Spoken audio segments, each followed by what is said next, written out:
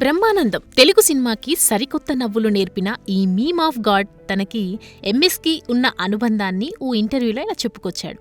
MS Narayana తన చివరి రోజుల్లో మాట్లాడలేని పరిస్థితిలో ఉన్నప్పుడు బ్రహ్మానందాన్ని చూడాలని కాగితం మీద రాసి తన కూతురికి ఇచ్చాడని, అది తనని బాగా ఎమోషనల్కి గురిచేసిందని చెప్పుకొచ్చాడు. ఆ చీటీ చూసిన ఎంఎస్ కూతురు నాకు ఫోన్ చేసిందని, తాను శంషాబాద్ దగ్గర షూటింగ్లో ఉన్నప్పటికీ విషయం తెలియగానే డైరెక్టర్కి చెబితే ఎక్కడా నో అంటారేమో అని చెప్పకుండా వెళ్లిపోయానని తెలిపాడు. అక్కడి నుంచి ఎంఎస్ నారాయణని చూడటానికి వెళ్లగానే డెత్ బెడ్ పై నుంచి నన్ను చూసి అతని 2 కళ్లల్లో నుంచి నీళ్లు ఇలా కారుతున్నాయి. ఆ పిక్చర్ ఎప్పటికీ మర్చిపోలేనని బాధపడిపోయాడు ఈ మీమ్ ఆఫ్ గాడ్. ఆ సమయంలో ఎంత ఖర్చైనా పర్లేదని డాక్టర్కి చెప్పానని, కానీ అతన్ని దక్కించుకోలేకపోయామని వాపోయాడు ఆయన.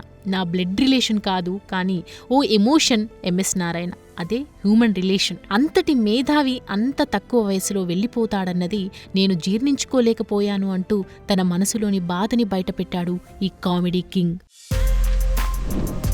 For more videos like this, subscribe Big TV channel.